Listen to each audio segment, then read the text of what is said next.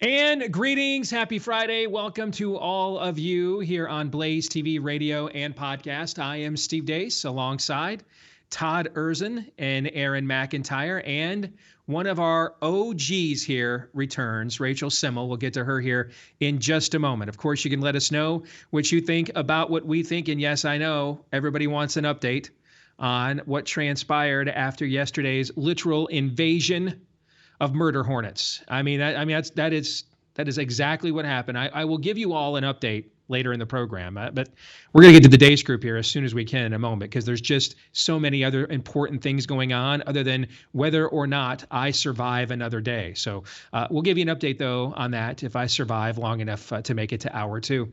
But let us know what you think about what we think via the stevedeace.com inbox, steve@stevedeace.com.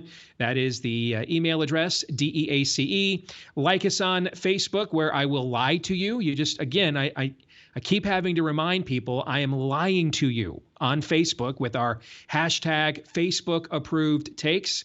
I am giving you regime confirmed narratives. So believe the exact opposite of everything I tell you on Facebook, where I'm lying to you. And then I tell you what I really think if you follow me on Twitter at Steve Deace Show, or over on MeWe, Parler, Gab, and Getter, as well as Rumble. If you want free clips of the program that are both free to watch and then free of censorship, go to rumble.com/Steve Deace Show. Again, rumble.com/Steve Deace Show. Well, of course, we are watching after the president's bitter address yesterday. More and more corporations line up to impose the fascism. And that is why, if you have an opportunity to do business with a company that doesn't work against your values, but instead believes in them, supports them, doesn't donate the proceeds, the profits you give to them, to the companies and organizations that are working and conspiring against our point of view and way of life, but instead to the ones that are supporting it and trying to preserve it, make sure if you've got opportunities to do business with such companies, you do every chance you get. And when it comes to your mobile phone, you definitely do with our friends over at Patriot Mobile. They offer the same broad nationwide coverage as the left-wing bigwigs because they use all the same towers that they use as well. Plus, they've got plans to fit any budget, and their 100% U.S.-based customer service support team provides exceptional customer support. And right now, you can go to patriotmobile.com/Steve or call 972-PATRIOT and get a free activation code with the offer code Steve. And they've always got special discounts for veterans and first responders and for multi-line accounts as well. So support a company that loves American exceptionalism like you. patriotmobile.com/Steve, patriotmobile.com/Steve, or 972-PATRIOT and use the offer code Steve. And now it is time for the Deace Group.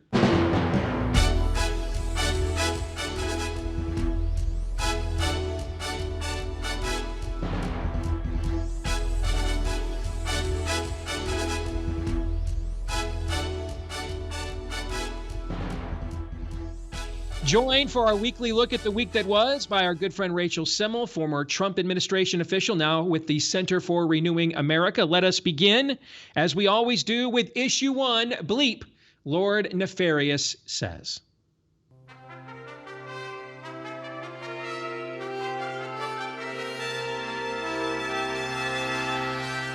This is not about freedom or personal choice.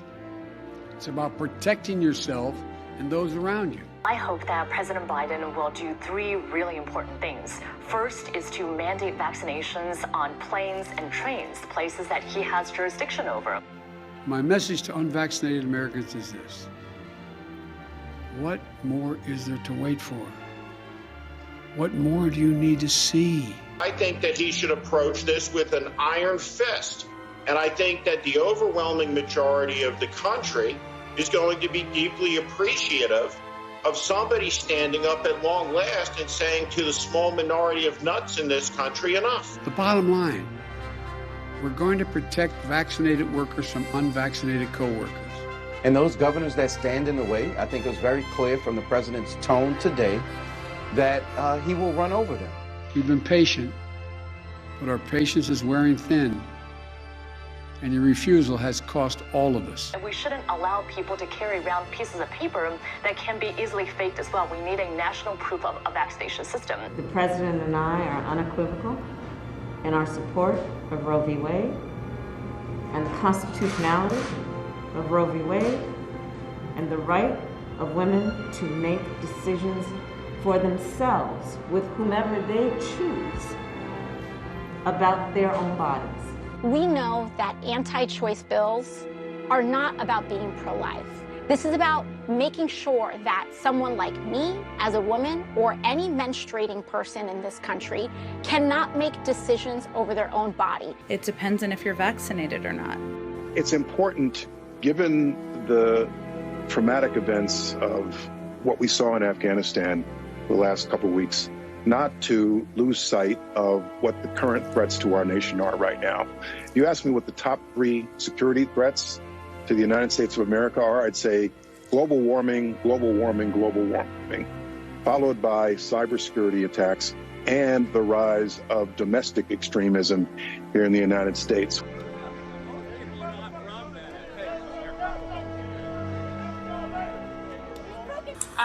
We will be looking at what contact tracing looks like in the New World Order. About half of the overall increase in grocery prices can be attributed to a significant increase in prices in 3 products, in beef, in pork, and in poultry. If you take out those 3 categories, we've actually seen price increases that are more in line with historical norms.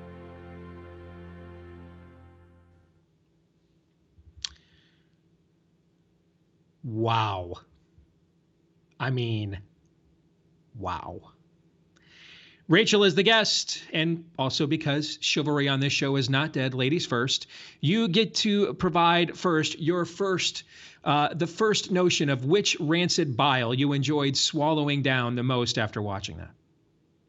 Well, I'm going to let you guys opine on the vaccine speech, because I think that obviously is number one, and we haven't seen anything like that probably in our lifetimes.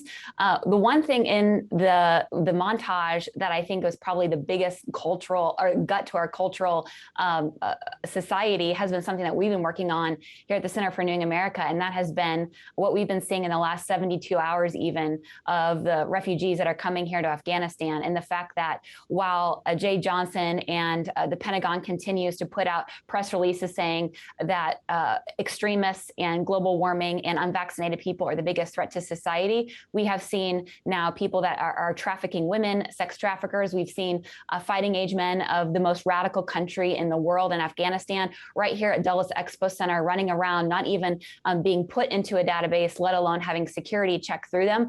So honestly, while the world's been losing their minds, as well they should, on the vaccines, I think what a lot of people aren't realizing is over the last 72 hours, even more of these very radical extremists that call themselves refugees are in our backyard, and we have no clue who they are. And it's a scary, scary moment here. Rachel, you're highlighting, since we're on the precipice of the 20th anniversary of 9/11, I want to repeat what I said on the show yesterday and get your quick take on it. Everybody talks about our foreign policy and the role it played in instigating and provoking these sorts of terrorist actions and our involvement and engagement in the Middle East in support of Israel. The reality is it's our immigration policy that has caused this more than anything else. All 19 of the 9/11 hijackers, all of them have been approved for student visas. Since we invaded Afghanistan, the whole line that we have to keep going over there over and over again so we don't fight them here. There's actually been at least 30 successful or foiled terrorist attacks on U.S. soil since 9/11 by Islamic radicals, including the most successful one, the Tsarnaev brothers, for the Boston Marathon. Your thoughts on those 2 points?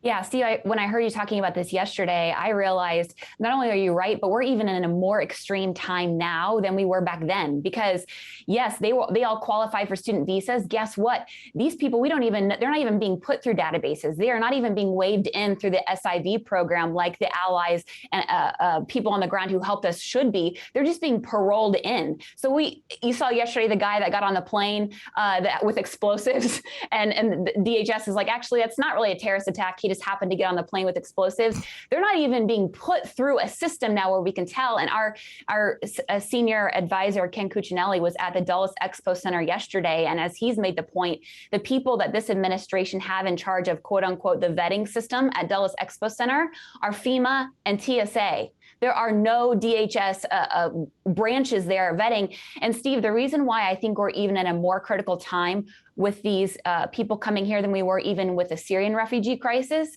is because Afghanistan as a culture is one of the most radicalized Muslim populations in the world, even more so than the batch of Syrian refugees who came over. We're talking about people who, to 99%, not only believe in Sharia law, but think that stoning should still happen, that women should still be executed if, for honor killings.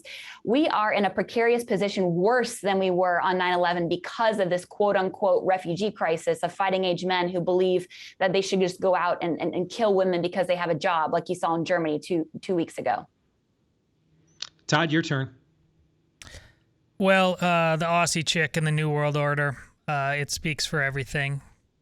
I told you about the magical thinking of vaccines way before you ever heard of a COVID.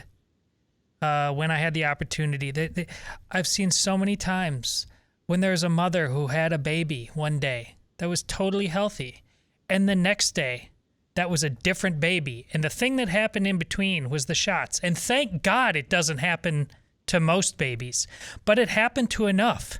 And they tried and they tried and they tried, and all they got was made fun of and told, no, you're the weird ones. It's not the vaccines, they're magic. And now the entire nation, the entire world is choking on that bile. They lie so easily. It's not a glitch in the system. It is the entire point. And even if these vaccines didn't have the question marks in terms of efficacy, how long they last, the side effects, even if they really did a bang-up job, we'd still have the same questions about where in the hell do you get off telling me how I manage my risk in my own personal life when you've had the furnaces going on the kill the baby front for how long now? We've gone mad. We live in a dystopia. And all the bread and circuses that we have in this country are only going to make it worse. Most dystopias that we've had throughout human history, you couldn't just Netflix and chill. This is as stupid as humanity has ever been. And I promise you this. You try to jab this in my kid's arms or my arm, I swear you're going to have to bring out the fire hoses and the dogs. And everyone, and I mean everyone who's doubted me in my adult life about my resolve on these kind of things has always been wrong. I'll see you in hell before you do that to my family. Side note, I have a good friend of mine who's been hugely supportive and beneficial of my career as well, who texted me about 30 minutes ago. He was previously sick with COVID earlier this year and he finally cannot advance in his field any further without getting vaccinated. So we did yesterday with the J&J vaccine. Thin, healthy, already had a pretty serious case of COVID, was bedridden for a couple of weeks. He just texted me his resting heart rate has been over 100 all night long. It still is right now. That's his resting heart rate right now. So. And relative to, and I want to make one more point, and I plan to make it, but you jog my memory. Steve, I want to stress again what I stressed in March of 2020. If we could have chosen a pandemic, we would have chosen this one. It's never been Captain Trips, ever. It did not come like a thief in the night for our children. It never did. It never came like a thief in the night for most healthy Americans. This is a lie. Aaron, your turn. I'm not sure how I'm going to follow that up because I would just repeat word for word verbatim what Todd just said. I will say, though, on a lighter note, the fella at the very end from the Ministry of Plenty talking about how, well, if you remove double-digit increases in beef, pork, and poultry, you know what, the rise in the price of groceries is pretty well in line with historical norms. Beef, pork, and poultry. Are those some pretty important staples in most Americans' diets? Probably. I would hazard a guess, probably. To give you an illustration, well, I probably don't need to give you this illustration. I was shocked. A few weeks ago when I went into Costco, and they have this really good pre-cooked bacon. You can get it by the pound. You know, you could purchase a fraction of the amount that you get at Costco at a supermarket for about the same price. So it's really, really good value, and it's a really good product. Used to be able to purchase that for about $9, $10, $11, somewhere in that ballpark. I think what I paid last week was about $19, $18, $19. Wow. I can get a pound of roast beef, pre-cooked roast beef, for $3, $3 or $4 cheaper than that. But yes, yeah, all the rest of this is just in line with historical norms. We're all soy boys now, Aaron. Exactly. These people, again, I think it bears repeating. News like that is not a problem for them. Afghanistan is not a problem for them. Yes, Afghanistan is a distraction from turning us into Australia. I don't know how many times I can say that. They don't view these things as bad things. They view them as distractions. Let's get that out of the way so we can continue on our crusade to turn this country into what the people down under are dealing with. That's who these people really are. They don't care a cinch about any of the people that they say they care about. All they care about is power. The last 24 hours should indicate that and illustrate that for you forevermore.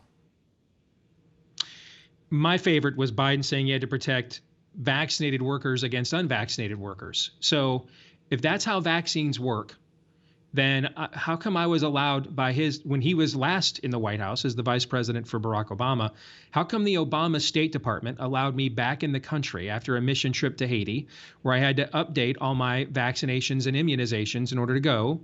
How come in order to be admitted back, if I'm not protected from what was going on in terms of the germs and bacteria and parasites and viruses that are much more plentiful in a third world country like Haiti than compared to here, if I wasn't protected from that so that I would not bring that back home with me, if I was still vulnerable to the unvaccinated Haitians, why did the Obama administration allow me back in the country? Can anyone answer that question for me? Anybody? Does anybody, you guys are all, three of you are smart. Does anybody know? Can you answer that question for me? Vaccines are magic. If that's how vaccines work. You don't understand the magic, Steve. Apparently I don't. I don't. Let's get to the exit question. On a scale of 1 to 10, with 1 being the odds Lindsey Graham will ever find an illegal alien he actually wants to deport, and 10 being the odds Lindsey Graham will find an illegal alien he'd like to make his pool boy. Rate this week's level of total depravity. Rachel. It's off the charts. I think I've said that the last couple of times, but it's off the charts. It's a 1 and a 10 times 10. It is. I agree. Todd, yes? The chart was broken yesterday. Aaron? I'm at like a 15. Before we get to issue 2, you've heard me talk about how important it is to have a VPN to protect your online privacy. But choosing a VPN you trust is equally as important. Now, you like to do research on our sponsors, so do I, and I try to only recommend brands for my listeners that I myself believe in. And for example, I look at ExpressVPN. I've installed it on all of my machines, including my laptop right here on my desk. It doesn't log your activity online. Lots of cheap or free VPNs do this, and that's how they make their money, is selling your data to advertisers, which kind of defeats the profit. But the purpose of trying to privatize your online browsing and experience. Also, they offer speed. ExpressVPN now uses Lightway, a new VPN protocol that they engineered to make user speeds faster than ever. And then the last thing you want is an that really sets ExpressVPN apart is how easy it is to use. You don't need any technical skills to set it up. Just fire up the app, tap one button to connect. Even your grandparents could do it in about 5 or 10 minutes. And it's not just me saying this. CNET, The Verge, and many other tech journals also preaching the gospel of ExpressVPN, and that's why it's the #1 VPN in the world. So protect yourself with the VPN that I use and trust. Use my link at expressvpn.com/ expressvpn.com/Steve today and get an extra 3 months free on a 1-year package. That's expressvpn.com/Steve today and get an extra 3 months free on a 1-year package. Again, expressvpn.com/Steve. Let's get to issue 2. Fauci lied and people died.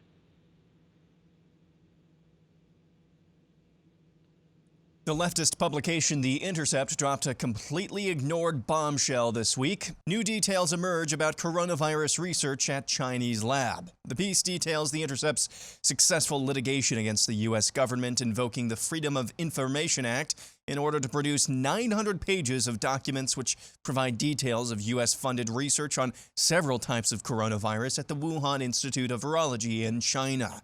The publication obtained documents detailing the work of the now infamous EcoHealth Alliance, which used federal money to fund bat coronavirus research at the Chinese lab.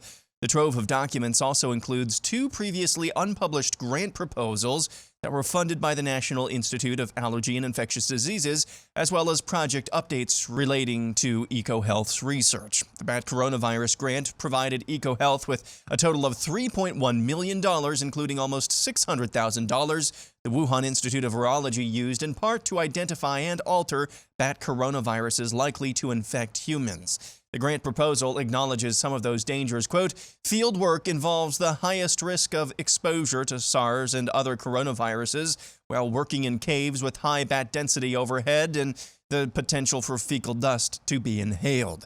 The documents contain several critical details about the research in Wuhan and raise additional questions about the theory that the pandemic may have begun in a lab accident, an idea that Anthony Fauci of the NIAID and Peter Daszak, head of EcoHealth Alliance, have aggressively dismissed.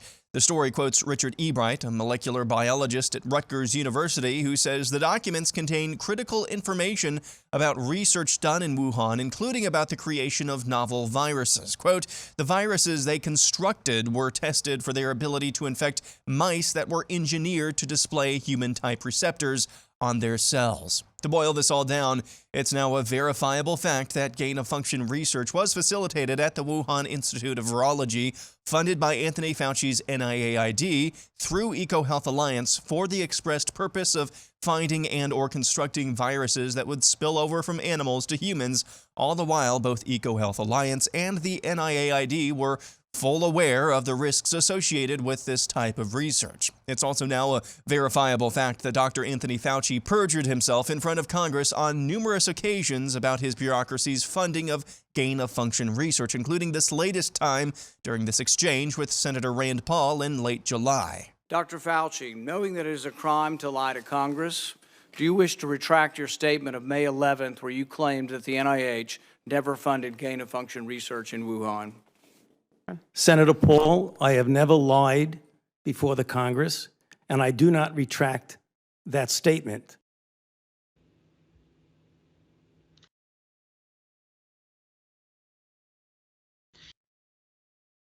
Aaron, very well done. Rachel, we have discussed this at length this week, so I'm going to go to you first again. Here are really your 2 options to believe about the origin of this virus. One option is that a group of bats that nest about 900 kilometers from Wuhan, China, which is a city that has more population than the total amount of people that live in either Sweden, Israel, or Michigan, okay, that these bats decided to wade into this heavily populated area where they would walk right in front of a superior species. They lost all their defense mechanisms, their natural defense mechanisms as a species, waded into an area 900 kilometers away from where they nest, okay, and then just flew into some soup or flew into a pig that ended up in a soup that somebody randomly ate, for which we cannot reverse engineer the patient zero or the original natural entry point to the virus. That's one narrative. The other narrative is that three institutes now, actually, according to The Intercept, located in a densely populated city. It's actually the most densely populated city in the Hubei province one of the most densely populated nations on Earth, was specifically working to find out what would cause bat coronaviruses to spill over to humans in order to engineer preemptive vaccines for the next SARS or MERS level event. And they did it successfully, and yet somehow that sample escaped from their lab. Those are your 2 options. Which do you think is the more likely outcome? And Rachel, I will give you plus 27,000 odds on the natural origin theory. Go ahead, your call. What I think is so stunning is, well, first of all, it's obviously the latter. I mean, it's crazy that we were called conspiracy theorists about 18 months ago for saying it absolutely happened in this lab. When I was at the White House Office of Management and Budget around May 2020. My team and I started digging into not only EcoHealth Alliance, but digging into all the grants that were going to EcoHealth Alliance. And mind you, this was just right after the Daily Mail first published the original NIAID grant that Aaron mentioned in his piece. What people don't realize is that our Pentagon has given a $6.5 million grant to EcoHealth Alliance to research combating weapons of mass destruction in coronaviruses. Our DOJ has given millions of dollars in grants to EcoHealth Alliance to then in turn turn it to the Wuhan Virology Lab in a redacted, you can't find it on usaspending.gov, the purpose of that. EcoHealth Alliance, and I'm going to just read off of my notes here because this is like a soapbox of mine, is EcoHealth Alliance is run by Peter Daszak. Everyone's heard about him. Everyone's heard about his gain of function research. What people don't realize is that this is not a health group. In fact, they brag about on their website that this is an environmental conservation organization that used to be called the Wildlife Trust, and they happen to combine with a consortium of conservation medicine. Their goal is to, quote, help people and animals and the environment and make sure that the overall health of our planet is working, okay? That's the group that has gotten tens of millions of dollars from not only NIH, which everyone is talking about, but our Pentagon. And further, the fact that Peter Daszak is not only on the board of the Wuhan Virology Lab, was not only on the board and an advisor of the World Health Organization, and is not only in the Obama White House and gave tons of money to Hillary Clinton for president, but he was the one that was from day one calling it baloney and crazy that people thought it would originate from a lab. So the fact that we are paying these people to lie to us is something that obviously you're going to write about in your next novel, but it is absolutely insane to me that people are not seeing through what's happening here with Peter Daszak and all the Pentagon money he's been getting, not just the NIAID money. That was outstanding, Rachel. Thank you for bringing that to the table, for sure.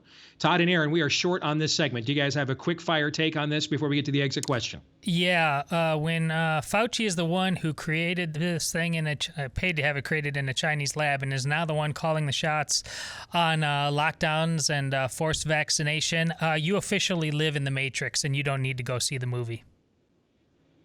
Aaron, you have a quick take? You good? No, I think we're good. All right, let's get to the exit question. If President Biden's plan he announced yesterday to attack the Delta variant were a Stone Temple Pilots song, which Stone Temple Pilots song would it be? A, Big Empty, B, Dead and Bloated, or C, Interstate Love Song? Rachel. Dead and Bloated, because haven't we moved on to the Mu variant or whatever's next? I'm going with A. Yes, by the way, I have long COVID with the FU variant. Long COVID with the FU variant. Todd.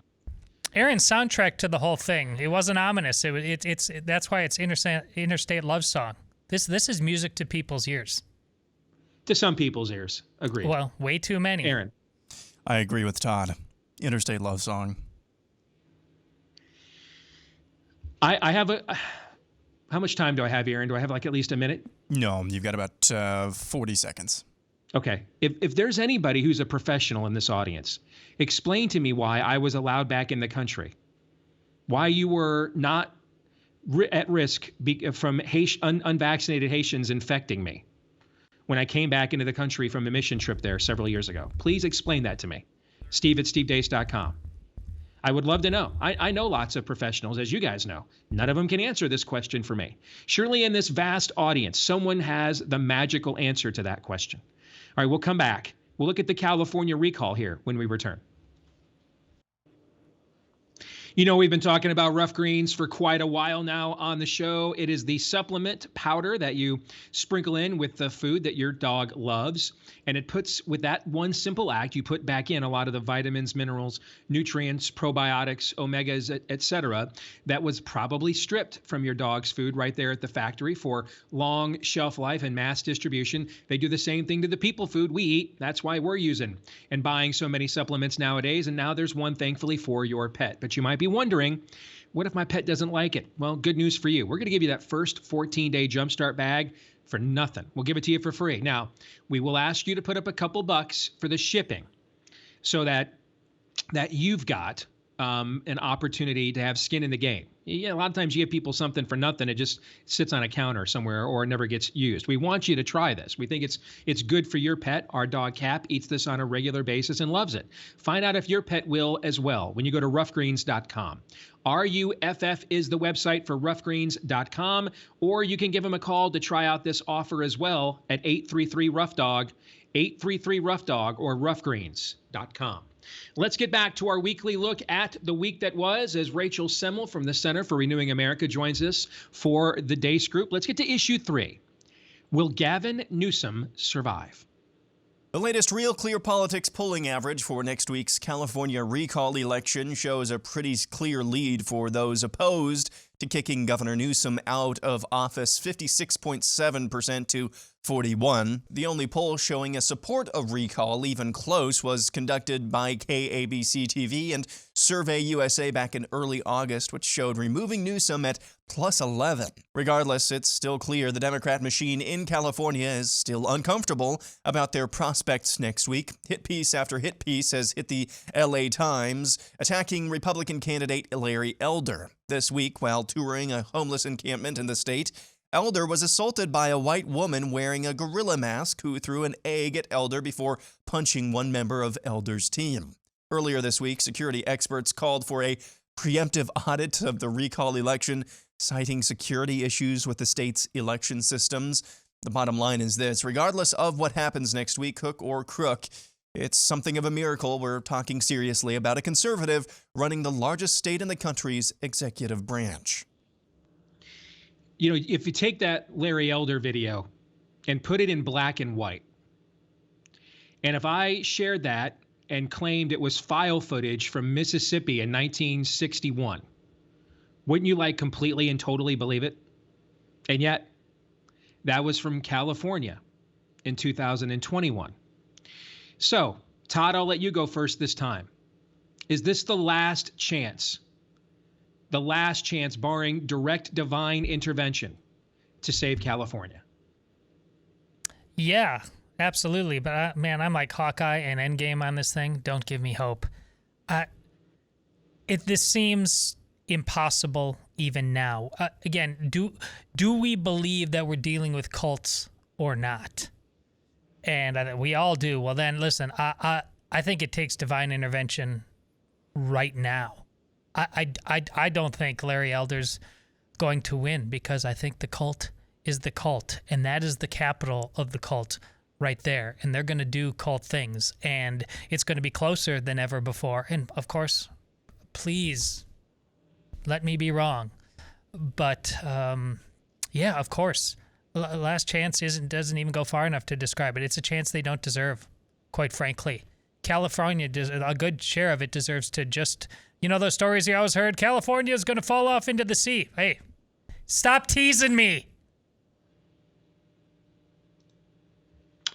Aaron, what do you think?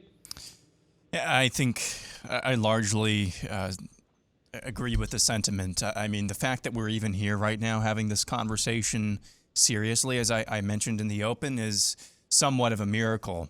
Being the state of California is what it is. What can you say?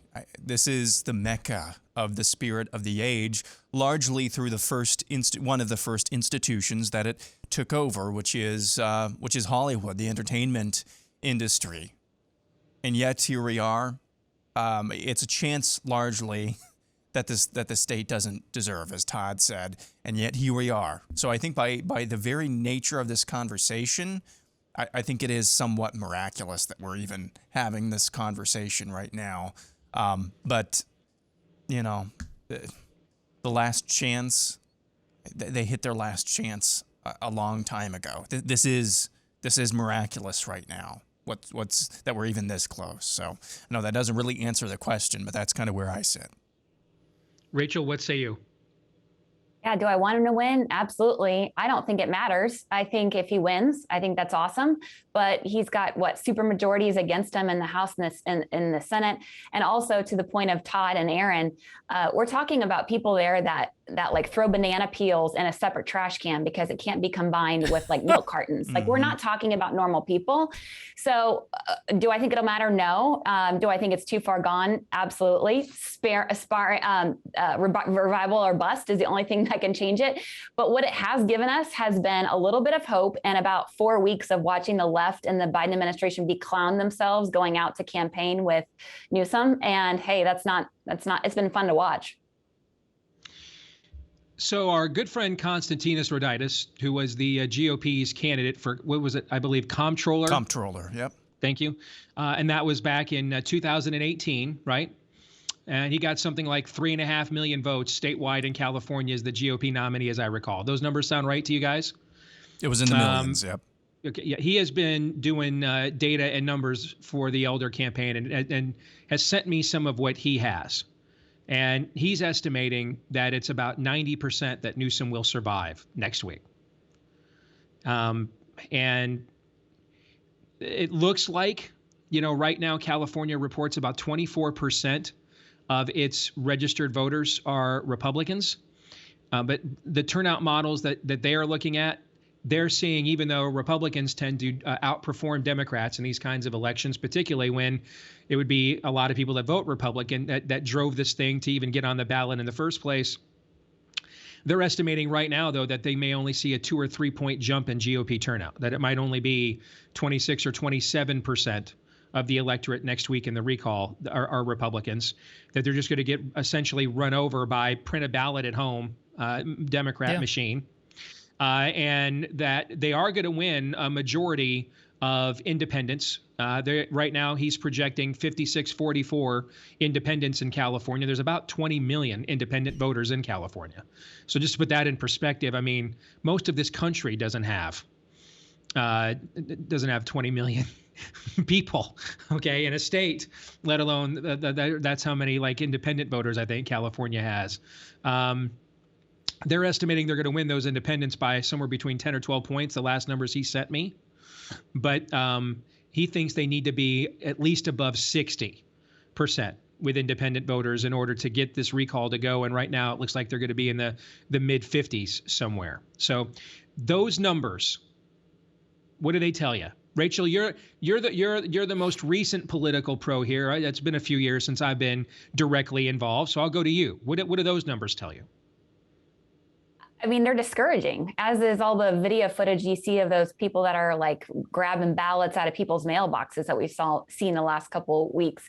I mean, listen, I worked on the Brat campaign against Cantor. Those numbers didn't look good at all for Brat the night before Cantor. So I know there's always hope, but I think after the last couple of cycles and given the fact that we've seen so many election integrity issues, I don't know. I mean, I honestly don't think that gives us much hope. But, the one thing I will say, good on Elder for trying. I mean, it's not fun to get an egg thrown at you. It's not fun to give up the empire that you have doing what he was doing. And I applaud him for doing it. I agree with that. And, Larry could have just continued being essentially a media personality, as he has been for a long time, and a very respected and successful one, and not necessarily a real candidate. And you know what I mean by that, Rachel? I mean doing the shoe leather, doing the events, walking neighborhoods, speaking in front of, groups and fraternal orders of police and firemen and things of that nature. He could have avoided doing all of that and just tried to see how far his name ID would get and wait around and see ultimately what happens with Newsom. And if his name ID is what ends up getting him into the office and kind of sneaking, a backdoor, the political version of a backdoor cover. But he's actually gone out there and done some of the real work of a candidate. And he should be, not just applauded for stepping in here and putting up with the scrutiny that goes with something like this. I mean, he's attacking a black hole. He is attacking a spiritual stronghold of darkness in the culture. So give him credit for that. But then he also, put his hands and feet into motion doing that as well. And I think deserves a lot of credit for that. Todd, Aaron, go ahead, Rachel, go ahead. And he didn't just sit back and say, oh, Bruce Jenner's in the race. We already got somebody. I'm not going to do it. He was like, no, I have a vision and I'm going to do it. Right. Todd, Aaron, you have a quick thought on that before we go to the exit question? Those numbers tell me I was right in my analysis. And again, we're dealing with a stark difference, like it was epitomized in how they illustrated the movie 300 against the Persians. They were dealing with the undead, like people that were half lobstermen and things like that. That's how far the decay has gone. And that's why if by some miracle, God bless him, he does win, I hope he goes full Joe Biden on that state, because these are the rules now. Executive fiat, just down their throat and step on that gas because this is 2 men enter, 1 man leave now. That's it. Yeah, the numbers that you shared, Steve, are discouraging. But the fact, again, I keep coming back to this. We seriously contemplated and have been contemplated, and it could still happen, that a conservative, like an actual conservative, could be leading California. That should actually be fairly encouraging to most of this country. There are still maybe thermal exhaust ports out there. Election integrity and the dubious nature of that notwithstanding, there may still be thermal exhaust ports somewhere else out there. Because if we got this close in California, what could that look like in just pick your red state? Yes. If we got this close in California, what could happen in other states where it's not nearly as lopsided and it's not nearly as black of a hole as what Larry Elder is trying to walk into and destroy right now? That should be fairly encouraging for us. That's the exact point I was going to make there, brother. Great minds think alike. A year or two ago, Gavin Newsom had an approval rating of 65%. Now we're talking about him getting 55, 56, 57% holding on to his job. All right. So if there's that level of resistance to this in really the hive mind location of the spirit of the age, why are any of us that live in places like Florida or Iowa or Texas or Oklahoma or Mississippi or Georgia, why are we tolerating this crap on any level whatsoever in places where the demographics far greater are in our favor? That's on us. So at least give the California resistance credit for at least getting this far. All right, I'll give him credit for that. Exit question: if the odds Newsom survives this recall were a Green Day song, which Green Day song would it be? A, Good Riddance; B, Basket Case; or C, Boulevard of Broken Dreams? Rachel. C, Boulevard of Broken Dreams, because I just don't know if it'll do anything. But I am encouraged, Aaron. That was a very good point. Todd. Basket quickly. Case. Aaron. C. All right, let's go to our kicker question here quickly. Whom would you recall for issue 4? If you could recall one current politician in America, whom would it be? Todd. John Roberts.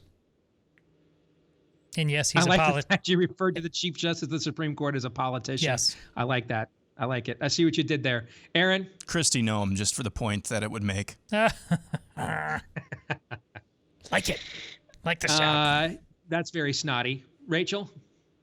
I wouldn't be being true to myself if I didn't say Mitch McConnell, who I will say until my dying breath. Yes. Preach, sister. I got to give you I like Todd and Aaron's answers. I got to an extent, but I got to give you a second on that one. Okay. I mean, that you want to talk about spiritual black holes. Yep. There's one right there. I mean, that guy is he's a demon named False Flag. Okay. All right. Let's get to our predictions. Todd, you get to go first. Go ahead. I got to reset this. It's this important. The upcoming school board elections across this country are the ground zero for determining whether this republic is truly fallen or not. In either way, we're going to have record-setting numbers there. But the consequences of which way this thing's go are which way our future goes collectively for generations. Aaron. The celebrity guest picker tomorrow morning on College Ames Day, live from Jack Trice Stadium in Ames, Iowa. Whoever that is, it's going to be one of two people, I think. Whoever that is going to be booed by Iowa State fans. I wonder if it's President Bush. That's what a lot of people are saying, but I've also seen that he's got a scheduling conflict later that day as well. Okay, all right. Rachel, your prediction, go ahead. I have two. The first is that Steve Deace is finally going to develop herd immunity against the murder hornets and get back into a studio next week. So he stops looking like he's recording a hostage video from his bunker. Did you count the blinks? Did you count the blinks? Yes, go ahead.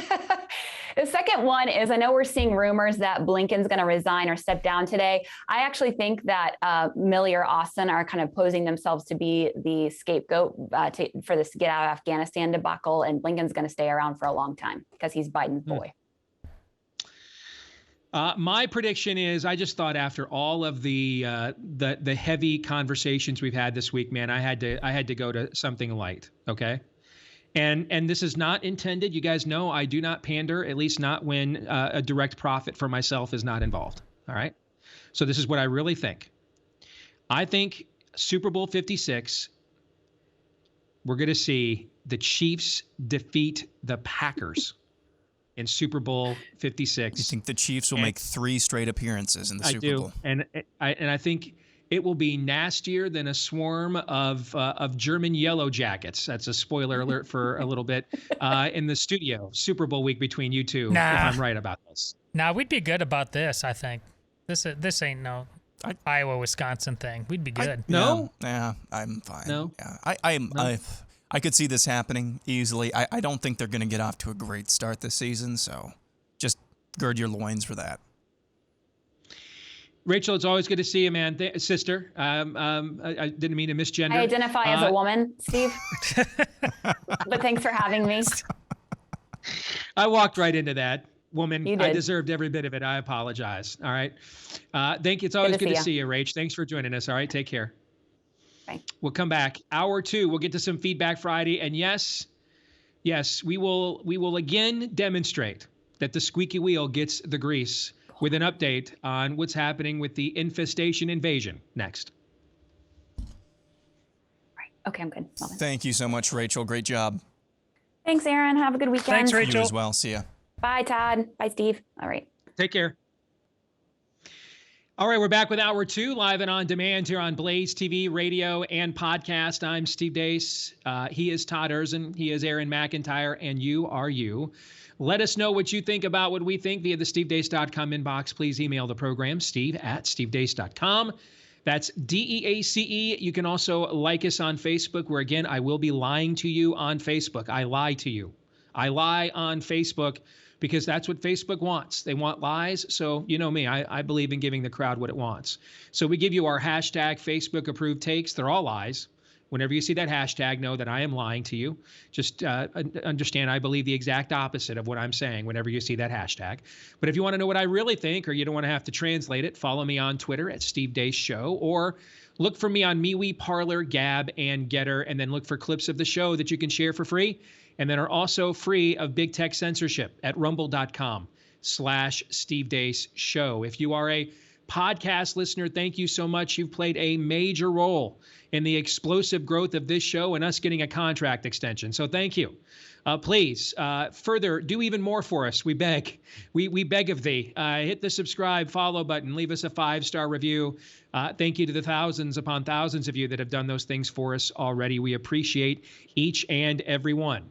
And I don't know, after what transpired in this country yesterday, it just kind of feels like perhaps there's never been a better time to do a promotion for My Patriot Supply. What if the day comes when you can't buy food? You know, I read in a book once, what was the name, about requiring a certain trademark in order to buy or sell at the same time the cost of food itself was skyrocketing.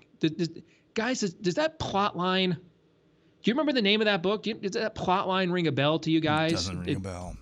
No? I went to public school. All right. You know what?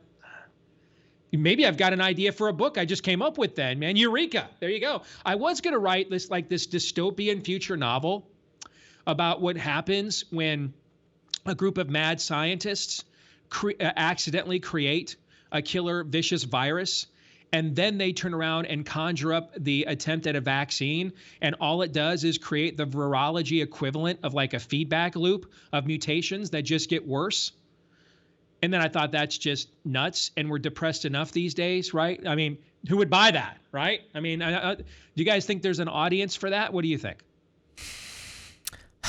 Well, it's the ghost in the machine. I think, it has a shot that Larry Elder has a shot. So, why don't you? You're a gambler, Steve. Yeah, it's got a good beat, and you can dance to it, Aaron. Right?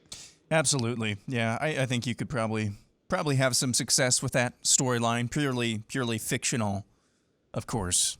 It's amazing the stuff that comes out of my imagination sometimes. Sometimes, as Han Solo once said, I amaze even me. But make sure you're prepared for the next time it couldn't happen here happens. Like this time, right now. All right. Go to our friends at My Patriot Supply. If you act now, you can save $50 on a 4-week emergency food supply from My Patriot Supply. And it's a handy kit that gives you breakfast, lunch, dinner, drinks, even snacks, for a total of up to 2,000 calories plus per day, so you won't go hungry, and you don't have to worry about proper storage. This food, if you store it right, will last for up to 25 years, packaged to stay fresh. So if you want to try it now, get that 4-week emergency food supply for each person in your family for $50 off. Go to preparewithdace.com. Again, that's DEACE for preparewithdace.com. All right, let's do a quick update on where we are at with the invasion. So we have had, this problem has gone on in our building for a few years now, over the course of a couple different landlords, where we have bees that come in, wasps. We thought they were wasps anyway, coming into the studio. And then, we'd spray, they go away for a while, come back, we'd spray, they go away for a while, come back. This particular round, however, they just kept coming back and back and back. And yesterday was kind of the last straw after Friday, where I nearly drank one of these things that had flown into my coffee cup. I ended up doing last Friday's show from here in this adjacent office to our studio. They told me, the landlord and her people told me they were out here first thing after the Labor Day weekend, dusting, spraying everywhere, every entry point, everything. All right. And, for a couple days earlier this week, things looked great, right? Tuesday looked good. Wednesday, we even had people in here watching us do the show Wednesday, and everything looked great. Yesterday, literally all hell broke loose. Aaron, how many of these things did you kill yesterday? 9 in all. 9 in all. 9. That's a niner. So I raised quite a stink yesterday. I was told by a buddy of mine who likes to hang out. I don't even remember that there is like a chat room to this show. Did you guys even know this? Yep. I guess I just forget that exists. But he likes to hang out in the chat, and he was telling me that people were not happy that I doxed Cindy Johnson, the landlord, to this building. I don't care. It's literally a life or death situation in my case. It's also extremely unprofessional, and I pay rent. And I've addressed this friendly. How many times, gentlemen, have we petitioned King George peaceably on this matter? Can you give me a count, Aaron? What would you say it is? Oh, it's half dozen, 10 times, something like that. Right. Did we just immediately jump to let's dox our landlord live on the air? Did we just go there at the first sign of trouble? Oh, no. Did we do that? No, we did that at like the 9th sign of trouble. Everybody was given ample opportunity. And this is why, in the end, I know you guys came into this understanding I have earned a bit of a reputation, right? But you've worked with me every single day for how many years now? Have you guys really, even behind the scenes, very often even seen that reputation that I have earned? You mean, yeah, you're not going from nuclear on each and everything that happens under the sun. Like I just walk around decreeing things, demanding things, condemning things. That's all I do 24/7. Is that what you guys see even behind the scenes when you hang out here? That's not the case. No, it's not. No. Why did I do it this time? Because total depravity is real. And in the end, you more times you try to be nice to get things done. Unfortunately, East of Eden, being nice all too often does not get things done. So yesterday we had to bring pain, and we did. In fact, our landlord told me yesterday someone from Florida got her cell phone number and called her demanding that she do something about this. All right. So we did finally do something about it. She mobilized to get the manager of the extermination company here. I made my son stay after school. Yesterday is my day to pick up Noah from work because Amy does therapy work on Thursdays, or to pick him up from school, I mean. So he had to stay after school because I wanted to make sure I was here. And I walked him through the entire process and everything else. And here's what we learned. Number one, these aren't wasps. They're German yellow jackets. He said they're one of the most aggressive species you'll find in this area. He said the reason you've killed 9 of them is because when wasps, when they feel threatened, they will flee. When these species feel threatened, they go on offense and attack. They're coming after you, is what he told me. They're getting increasingly belligerent and aggressive. The one that flew by my face yesterday on camera, that was like literally a Top Gun type of flyby. That's a warning shot. Hey, we're coming if you keep this up. All right. So they could not find the entry point. They've been out here how many times? They cannot find how they're getting into the building. And they're not living in the AC vents or in the ceiling, because how cold do I keep that room in there, guys? Like 60, right? Year round. Yes. You don't see like hornets buzzing around outside when it's only 60 degrees. That's not warm enough for them. So so I got an email from a listener, and I wish I could remember his name. I'd give it if I could, but this week I have probably received 2,000 emails, so forgive me. But one of our listeners sent me a note and said, you need to have them check on the HVAC system, okay? So the exterminator was here, the manager of the company went up on the roof and removed the main panel to our central air unit up on the ceiling. And lo and behold, what did they find? Not 1, not 2, but 3 live hives, 3 live nests, 3 of them. 3 of them, all of them live. The one on the left is bigger than the palm of my hand. 3 of them, German murder hornets or yellow jackets. 3. Dude, you don't see 3 like that next. It's literally like word went out amongst the German yellow jackets. Hey man, this is Club Med. Everybody, there's plenty of people to sting and stuff to get here. Everybody hang out. All right. So they have removed these 3 hives. We made the decision yesterday to give it a day to make sure there were no stragglers that were very angry. You guys have yet to see anything today, correct? Correct. Correct. Okay. So, they're coming back again Monday morning, first thing, to see if they're going to try to recolonize that exact same space. And they'll keep checking it over and over again. But yes, okay, I would love to. Anybody that has spent 10 minutes with me privately would tell you, I really do not look to be aggressively persistent, demanding, or angry. In fact, if yesterday aside, when I lost my temper, Aaron probably would have told you up until yesterday, it's a lot easier working for Steve Deace than I would have ever imagined before I came working here. All right. However, I have no problem becoming that person if that is what is required to get things done. And unfortunately, all too often in this world east of Eden, that is what is required in order to get things done. So we finally, once we had decided we're just not tolerating this under any circumstance any longer, period. That's it. No matter what has to be done, it will be solved. We finally, it appears, at least got something solved. Whether that was the only solution, we will find out in the coming days. So Aaron was also kind enough to put together now the picture looks better, the audio better.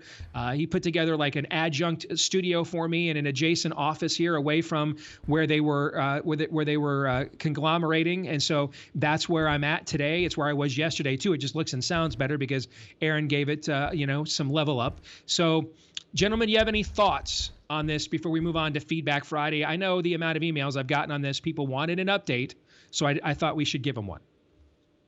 I don't know. Life just got a little bit more boring, though. We had to stay on our toes. You just never knew. There was a certain, like George Washington once said, the first time he got shot at, and a bullet went through his coat. There's something charming in the sound.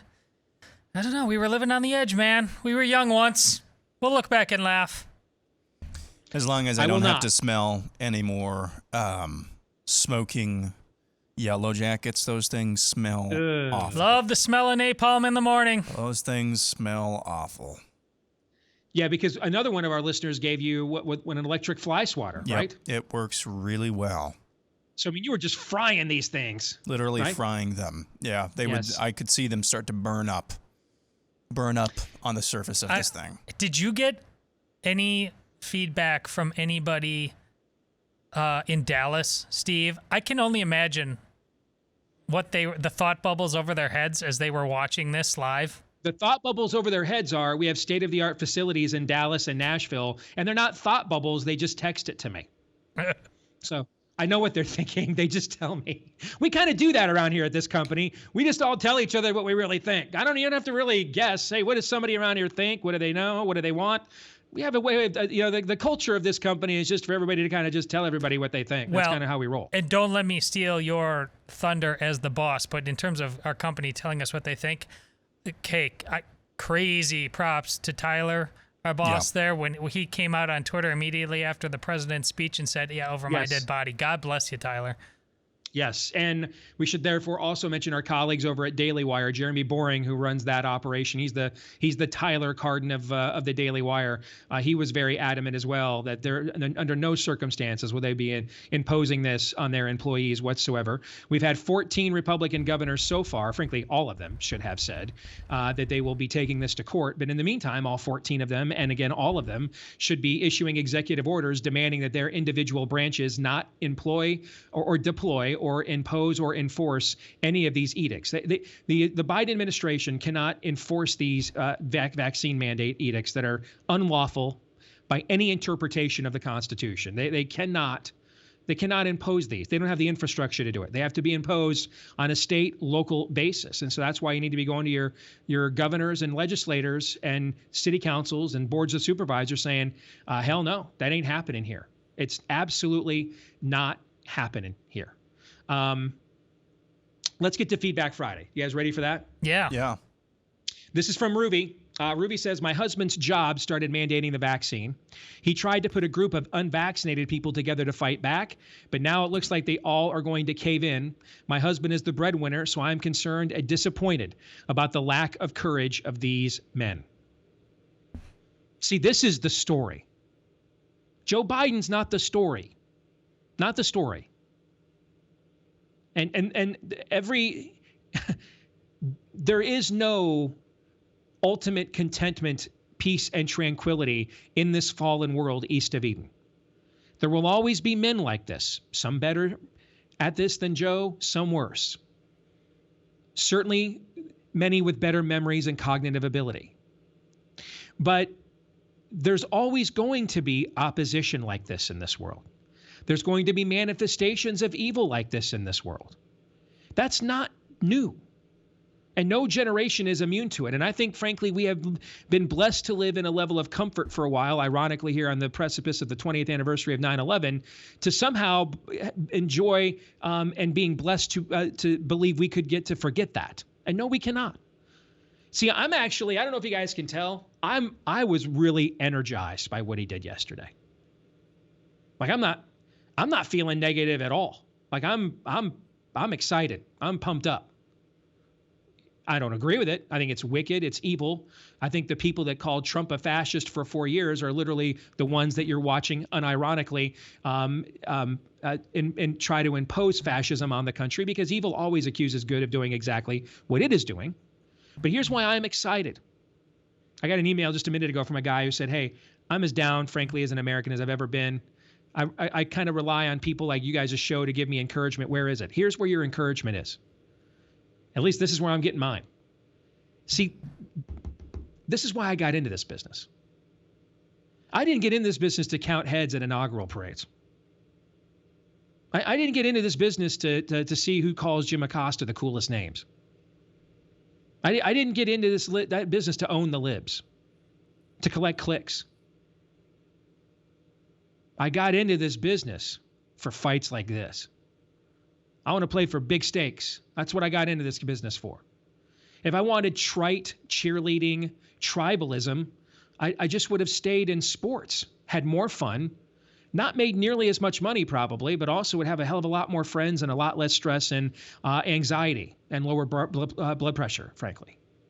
Why did I get into this arena? I got into it for this stuff. I'm like, yeah, the shofar sounded. This is why this is why we've been lifting all those weights. It's kickoff. Let's go. This is why we did 2-a-days. This is why we did this, for this stuff. Unfortunately, I think that there's too many of us that believe that this is really just monetizable content for both consumers and producers. That all we do here is formulate ornery alternative opinions, get all riled up, everybody makes money, you guys get the counter narrative you want to the media, and then that's all that's been going on here. No. Like Satan says to Ray in A Nefarious Carol, we're playing for big stakes, Ray. Big stakes here. We always were. There's a lot more at stake here than whether you're going to watch Sean Hannity help Lindsey Graham get to the bottom of nothing on his program again tonight and whether you're going to make him millions more dollars to do absolutely nothing for you. And it's not like the game or the stakes have changed. We've been playing for these stakes all along. We just got lulled to sleep. We just let our wives, go to bed alone while we stayed downstairs on our own on the computer getting off to political porn rather than, enjoying the real thing. That's what we did for a long time. For a long time. Now you got Fox News editing out video where the Biden White House mentions their own vaccine passport system for their own employees. See, nothing new is happening, folks. Just a continued escalation of what's been going down all this time. That's why I'm excited. Because I've been trying to get us to do stuff against these things for a long time, the entirety of my career. Masks are off, pun intended. Nothing's disguised.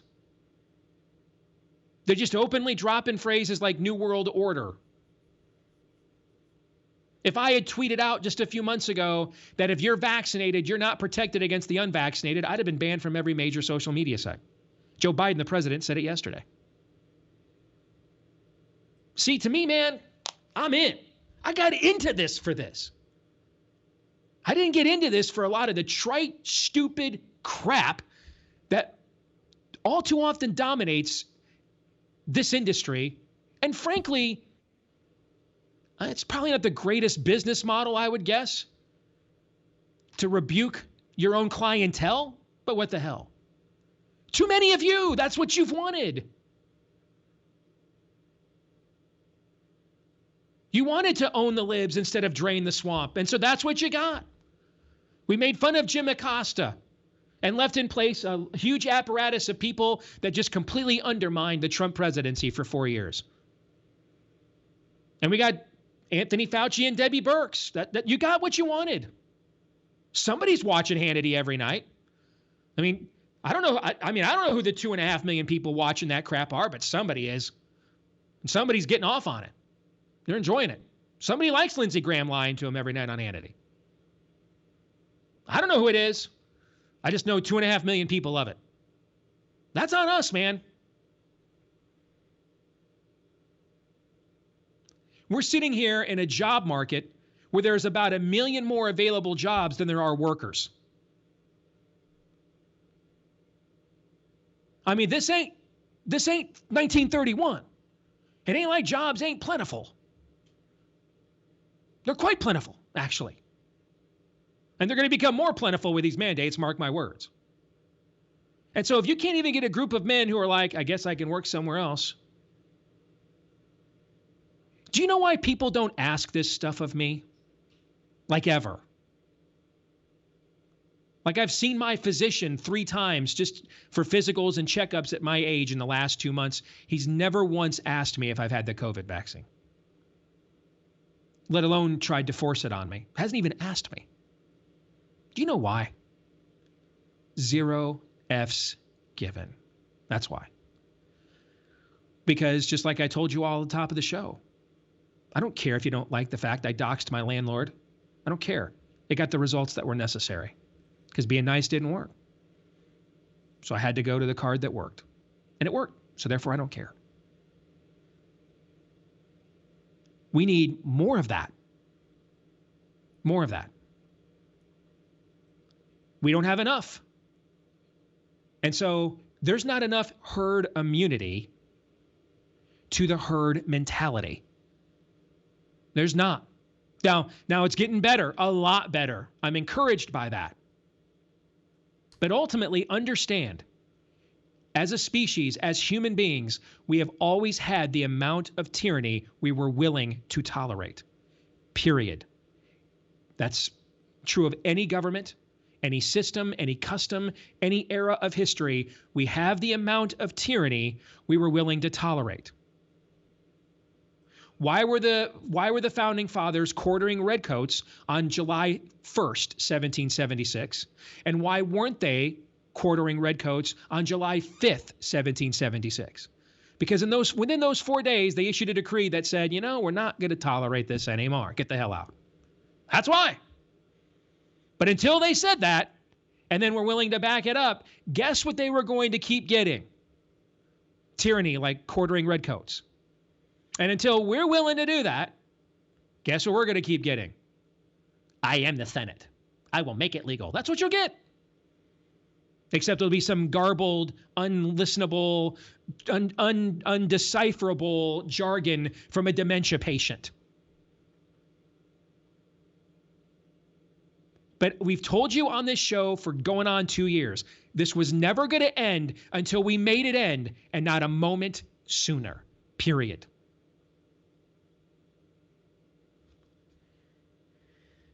Continue on. Michael in Tennessee says, after 18 months of traveling for work, I finally tested positive for COVID. Thought at first it was seasonal allergies, but decided to get tested.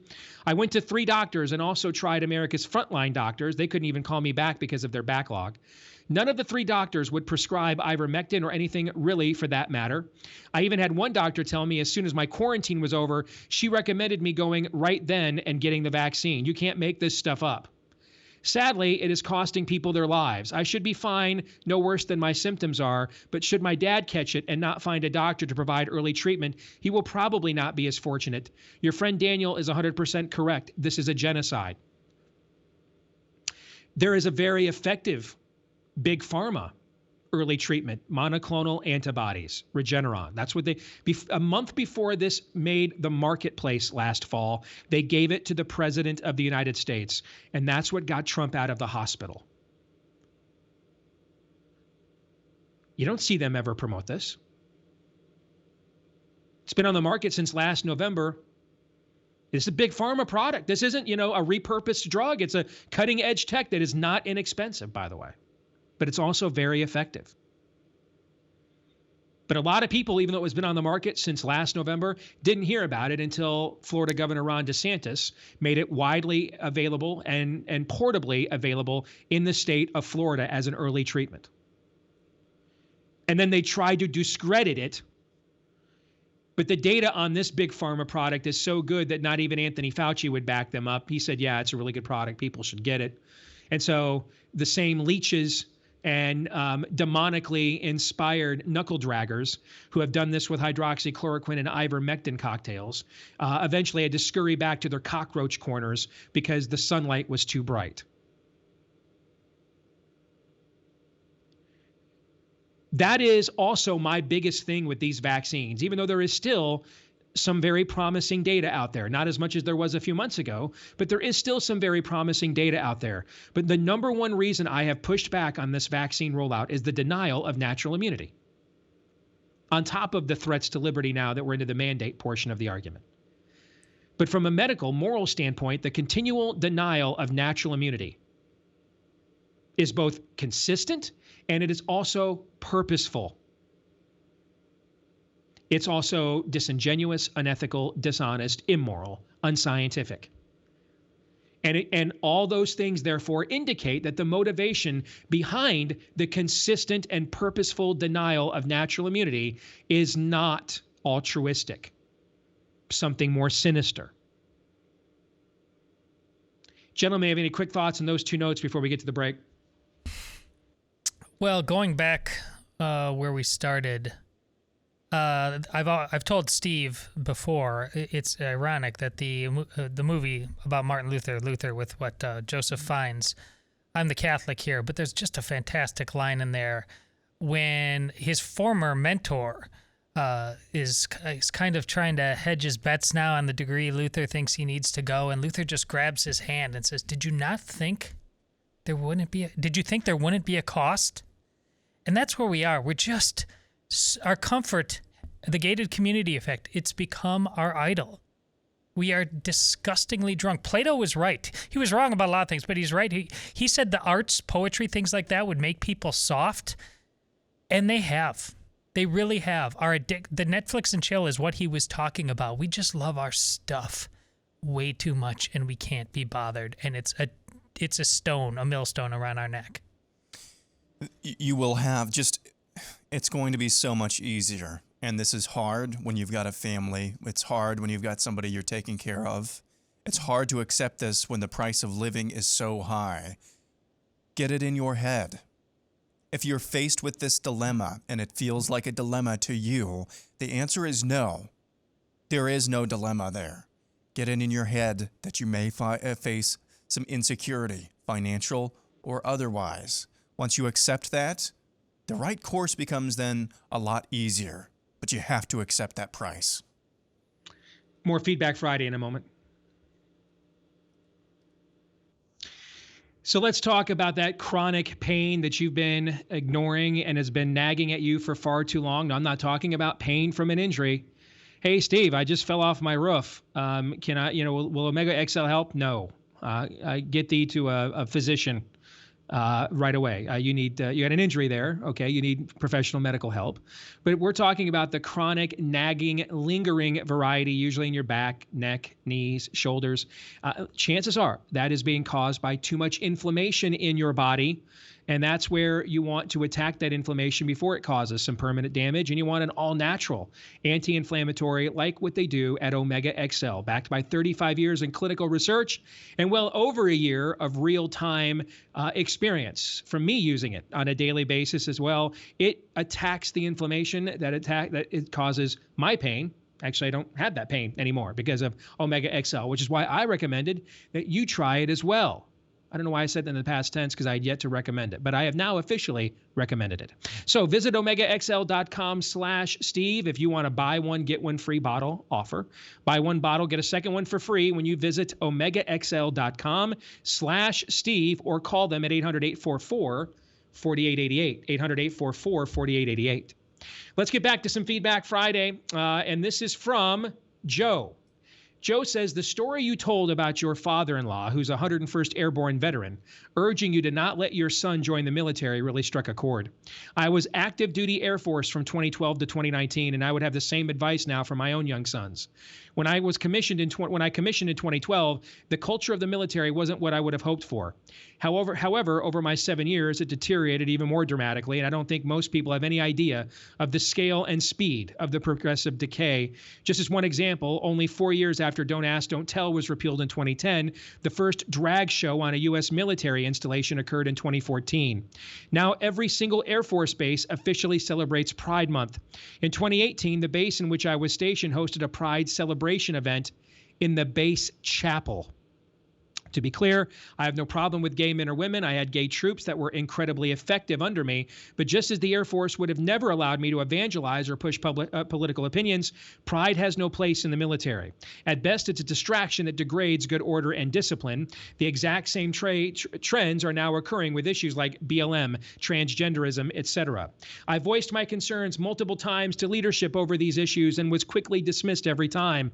The responses were always something like, I appreciate your concern, Captain, but not something for you to worry about. Or the military has successfully dealt with change its entire existence. There were men who opposed racial integration, you know.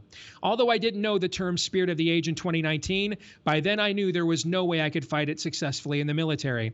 An organization that fights wars must be able to get on the same page quickly. There is limited time for debate when lives are at risk. So you get one but to state an objection. Then you have to salute smartly and carry on. The spirit of the age has used that culture to devastating effect. I applaud men like Lieutenant Colonel Scheller, but I fear the military has already lost. He's the guy that was suspended for talking openly and honestly about the failure in Afghanistan a couple weeks ago, if you're remembering that name. Most of the military leadership I encountered seemed already swept away by the madness or lacking the honor and boldness to fight it, and that was over 2 years ago. Unfortunately, General Milley is a great representation. I know I'm not saying anything you guys don't already know, but I implore everyone to fight like hell in their communities and pray for revival. There are exactly 0 government institutions that will save us from this mess. And again, that's from Joe, and he closes with a PS. I worked advanced development programs for fighter and bomber aircraft. I don't know if this UFO stuff is aliens, demons, or what, but I would bet my house this tech is not ours. Gentlemen, you have any thoughts? The military, the Catholic priesthood, this is Lord Nefarious. He's got some. Is on the march. Yeah. Yeah, the very institutions that had some authority to step into this breach are just so minimized. Listen, I'm speaking only for myself right here, but seeing what's happening in Australia right now, and now after what happened yesterday at the behest of our president, I'd be thinking if we had a military that really was unwoke and was the place where something of this nation had been preserved. Hey, the notion of military coup has gone through my head a couple of times, but it's not even a possibility. It's just a lateral move. Honestly, there is no institution that has not been gutted by this demonic madness. It's harrowing. It's harrowing, but the good news, as we often say, is that if you don't know how you'll respond when you're punched in the face, guess what? All of us. What happened yesterday will I would say, for the most part, touch pretty much all of us and be somewhat of a slap in the face, if not a punch in the face. We're all going to have opportunities, and even more so as the enemy, and yes, I'm using that term now, not opponent, as the enemy gets even more brazen, like the German yellow jacket flying right in front of Steve's face. That is all going to become more and more brazen, more and more in your face, and it's not going to come in the road ahead. It's not going to come primarily from Joe Biden, dementia-rattled patient from the federal government. It may. It's increasingly going to come from the houses that have the "in this house we believe" yard signs still up. It's going to be coming from those people. They're going to be the ones who are going to be trying to shove this in your face and be more confrontational. So be prepared. Gird your loins like a man for battle, Job. You have to be prepared. You have to be willing to pay the cost. If you're squeamish, if you're skittish about that, it may be a great cost. To think about in this country that you might not know where your next meal is coming from because you lost your job. You might not know where you're resting your head at night because you lost your job. The thought of that is just anathema to all of us who have enjoyed the true blessings of liberty in this country. Folks, I'm telling you, God's always going to provide for you, but you must be willing to pay the price. So many of us are not, though. And I'm sorry, I've gotten so many emails and so many tweets and direct messages from people saying, hey, I or my wife are in a similar situation to what you or Bella were in. What can I do? What do you think I should do? And just for the record, go to Liberty Council's website, lc.org. They have a pretty good template that you can follow. Some of that we followed. Leave a lot of room. Be brief. Be concise if you're writing your exemption forms. Whatever good they are now after what happened yesterday. So that's for the record. But as far as the rest of this, I just got to be blunt with you. You got to be willing to pay the price. You got to be willing to strain. I'm in a really fortunate situation right now to where It's going to be tight if Bella loses her job and we lose that income. We could do it. We could swing it. A lot of people out there are not. We have to stop with the lie that we are in firm reliance and firm reliance upon our own works and our own energy to provide the things that we need to live. The Lord has promised that he will do that. But we must be willing to go without those things. We must be willing to look the darkness in the face. Because as you just said, Steve, Lord Nefarious is on the march. He's calling your bluff. Are you going to blink? Just over 2 weeks ago, my family and I returned home from a trip to Oregon to visit family we hadn't seen in nearly 2 years. We brought COVID home with us. After taking care of my husband and 4 kids, I'm the last to get sick. Luckily, we have all had fairly mild cases, sort of like a bad cold for us. My husband and I were both vaccinated. I am an RN and received the Pfizer vaccine doses in January and February. My husband received his second Pfizer vaccine dose in May. I had high hopes for the vaccine in the beginning. Efficacy reports were off the charts at 95%. However, the vaccines are obviously not what we were promised, and if anything, are more of a therapeutic to hopefully prevent severe disease.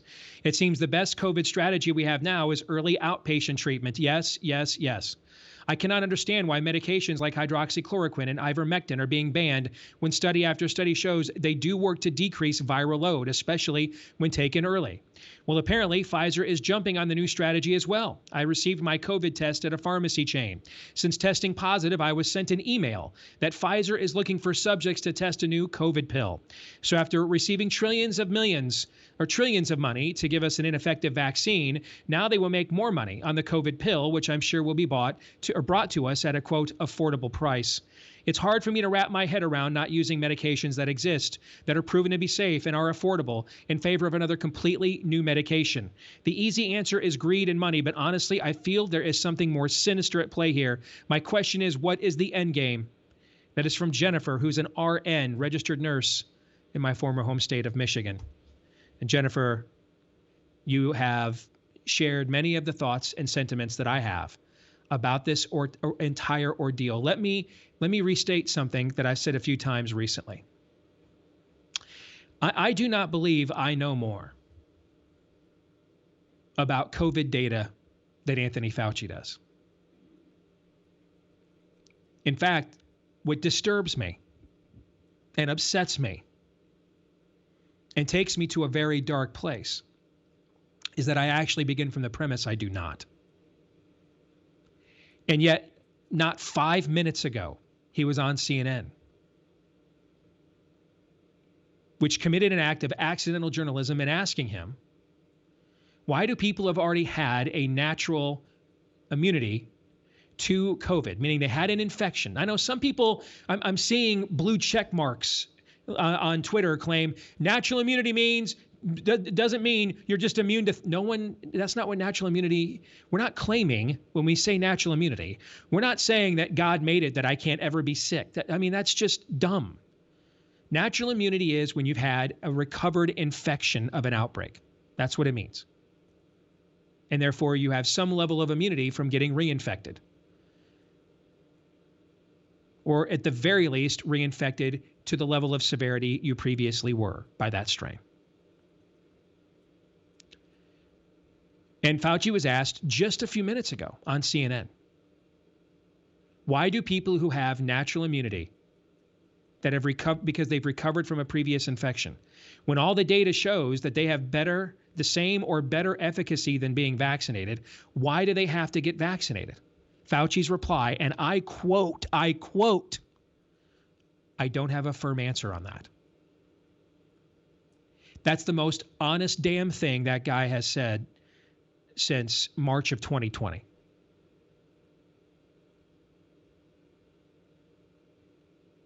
So again,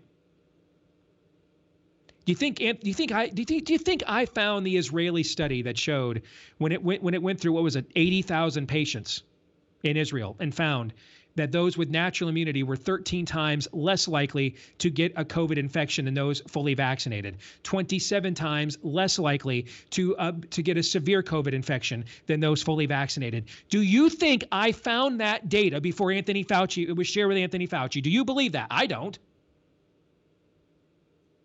And that's what upsets me. That's what disturbs me. Jennifer, I agree. We have hundreds of years of biology, virology, immunology precedent, including going 18 months of real-time precedent with this virus. And we're just now getting around to, I guess I don't really know why people who have natural immunity need to get vaccinated. Why have they ever needed to get vaccinated? Why were we ever vaccinating people with natural immunity before we went to people that were more seriously at risk first? Why didn't we do national seroprevalence antibody studies to find out who already has immunity so we don't have to waste precious vaccine resources on them? Did I not ask these questions, gentlemen, last winter? Did I not ask these things? Yep.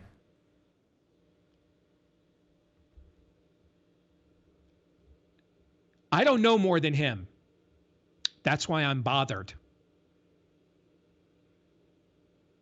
I'm not arrogant enough to think I can outsmart him on these things. I'm disturbed because I'm honest enough to know I should not be able to.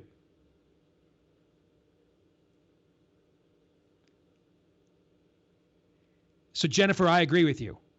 Something sinister has been at play here all along. No doubt. Let me tell you about our friends over at realestateagentsitrust.com. You know, how do you know you have found a real estate agent you trust? You keep in touch. You keep doing business with him.